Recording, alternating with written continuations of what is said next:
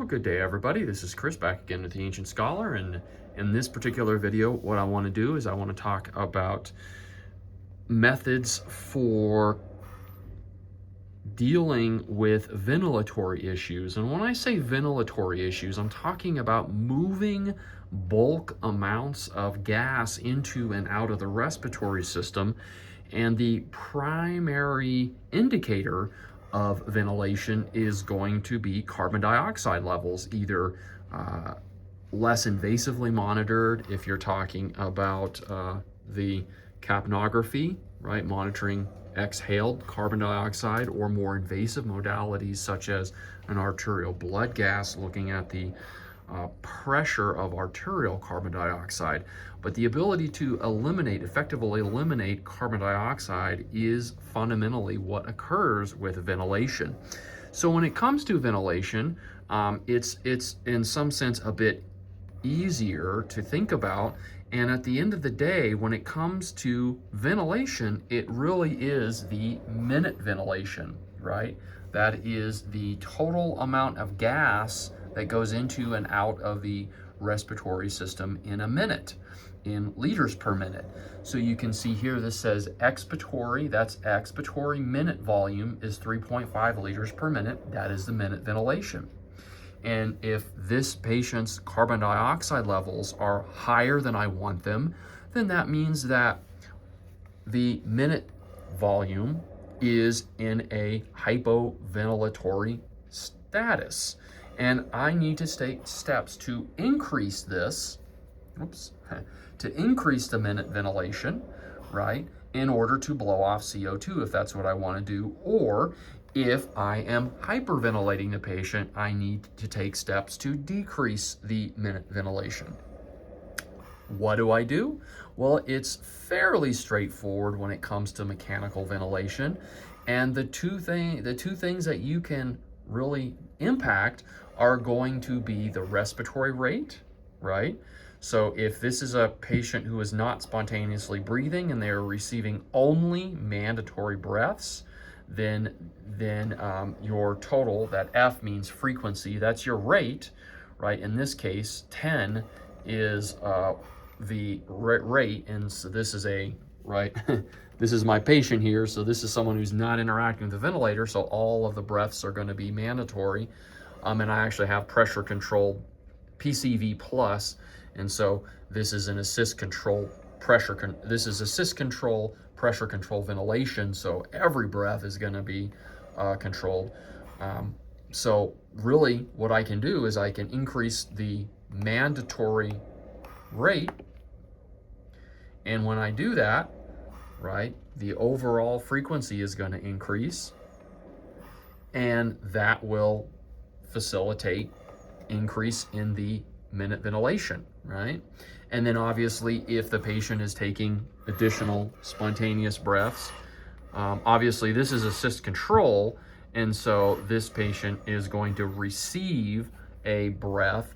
And in pressure control ventilation, because I am purely in pressure, the delta P is 20 above the PEEP, the patient won't receive a tidal volume, but rather they will receive an inspiratory flow until the pressure reaches 20 above the PEEP, or around 25 or so, and then that will cause the ventilator to cycle out of inspiration and into exhalation. Whereas in a mode that allows me to target a tidal volume, assuming that my pressure limit isn't met,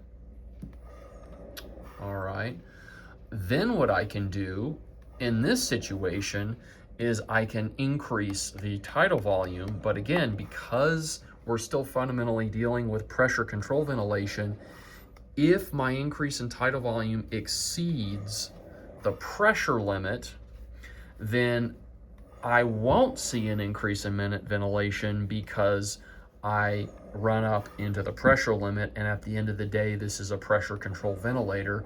And so what I would need to do is, if the tidal volume, as you see here, right, I'm running up into that pressure limit, so it's not delivering that entire tidal volume. It's close, 406 is getting exhaled, right? So it's close. So what I can do is, let's say I can increase the pressure limit. Obviously it's changed, right? And I'm just doing this for demonstration purposes. And now that allows me to deliver a larger tidal volume before I run up into the pressure limit. And so you can see that this tidal volume, right, this exhaled tidal volume has now gone up from around 400 and it's pushing closer to 500. All right, not quite there, 491, there we go, because the pressures are creeping up to, close to 40, because that's the new pressure limit that I put there. And you can see that the exhaled minute ventilation has increased. So you can target a volume with this ventilator, but you just have to do it within the confines of your pressure limit when you're in that CMV plus, that SCMV plus mode when you're using that. Because again, you need to be cognizant that at the end of the day, it's still fundamentally pressure controlled ventilation. So that's one way of doing it.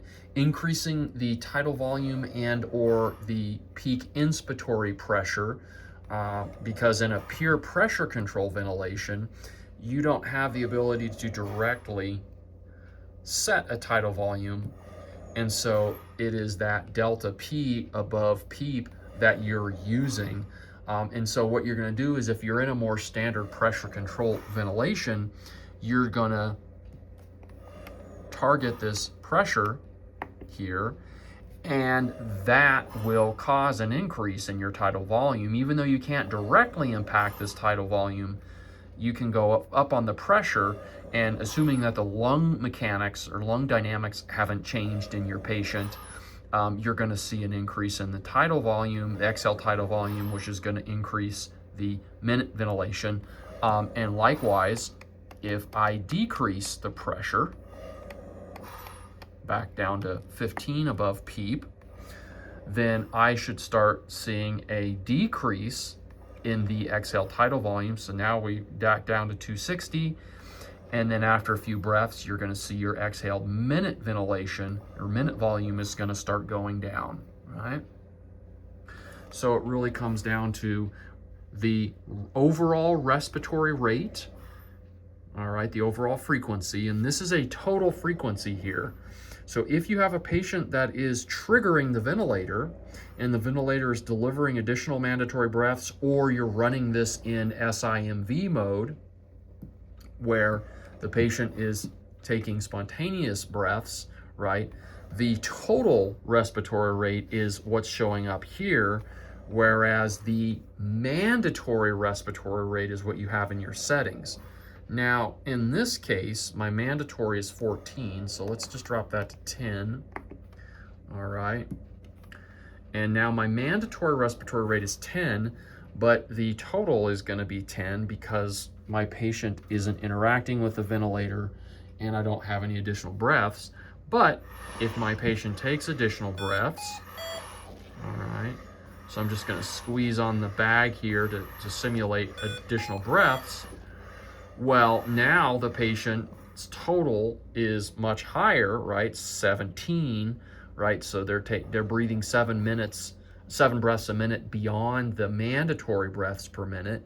And then if this was, instead of SIMV, this was, let's go back to mode here. This was assist control. Then every time the patient triggered, it would give a mandatory breath, as you can see there. But in either case, this is your total, right? This is a total number of breaths per minute versus the mandatory breaths per minute. So you can increase or decrease the rate, all right? Or you can increase and decrease the tidal volume and or pressure to ultimately increase or decrease your minute volume, to then increase or decrease the carbon dioxide, which is the primary parameter we use to measure ventilation. All right, so hopefully you enjoyed this video, and that will conclude the basic ways we can impact ventilation when managing a patient on a ventilator.